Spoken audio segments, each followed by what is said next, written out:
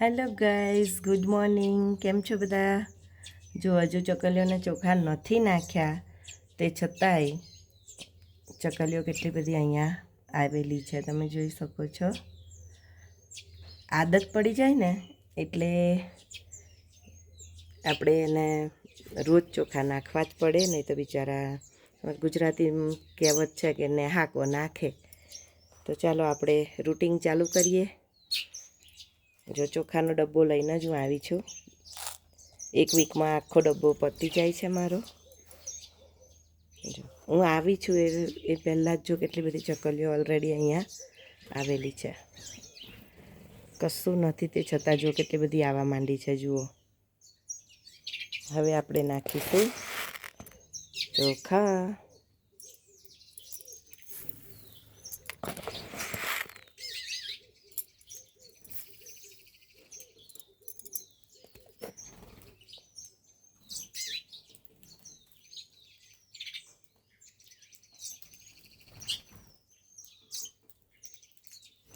વગર ચોખા નાખે પણ અહીંયા ચકલીઓ બહુ જ બધી હોય છે જ, કારણ કે એમને ખબર છે કે અહીંયાથી ખાવાનું મળશે જ આપણને.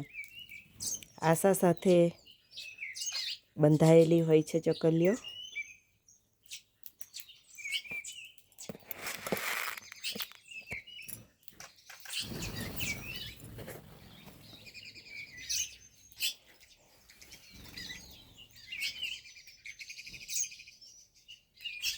દૂર દૂરથી આવે છે.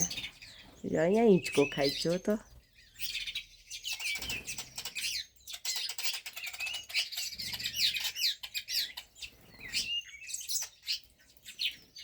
આ સરસ છે બ્લેક વાળી, બ્લેક ને યલો.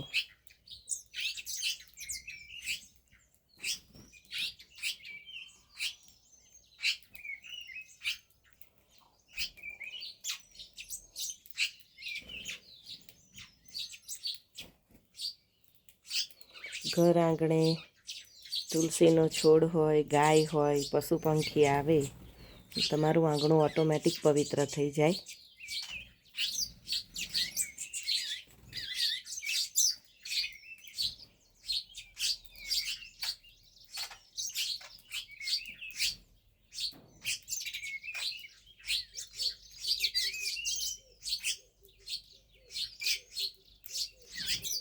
કેટલો સરસ મધુર અવાજ એમનો આવે છે, ચીચી ચીચી.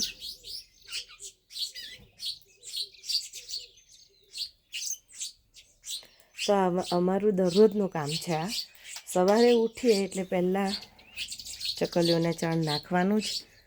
છોકરા વહેલા ઉઠતા હોય તો એ લોકો સ્કૂલે જતાં પહેલાં નાખી દે. વરસાદનું બહુ જ સિઝન છે અમારે અહીંયા, તમે જોઈ શકો છો.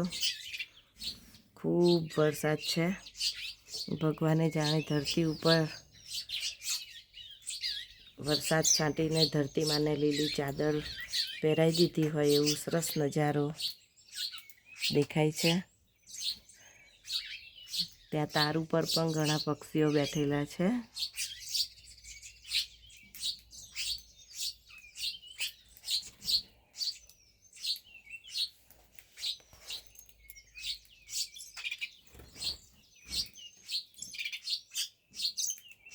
આ છે અમારી આફ્રિકાની ચકલીઓ.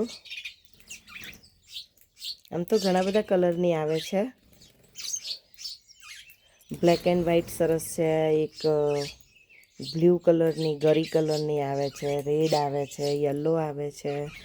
આ ઈ બ્લુ જો, આ બહુ સરસ છે બ્લુ કલરની.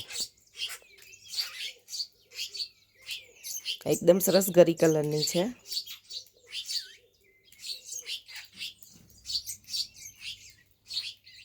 અમે પહેલાં કમાટી બાગ જતા ત્યાં આવી જુદી જુદી સરસ રંગબેરંગી ચકલીઓ જોતા હતા. બહુ ફાઇન છે આ. આપણી ઇન્ડિયાની જેવી છે. આ બ્લેક ને યલો છે.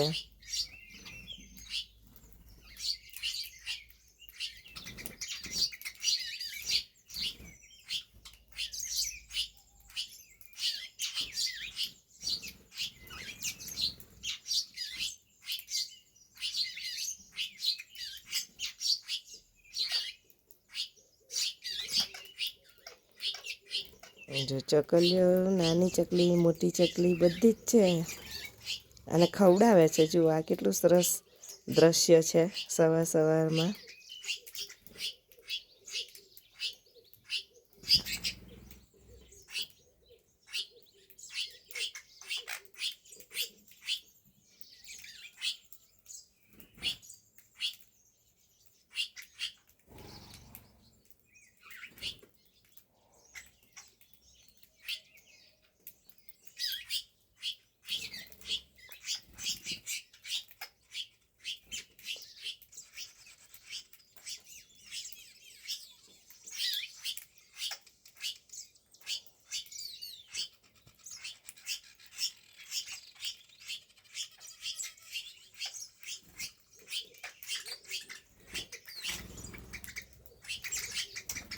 તો જો ચકલીઓનો તો બ્રેકફાસ્ટ થઈ ગયો છે.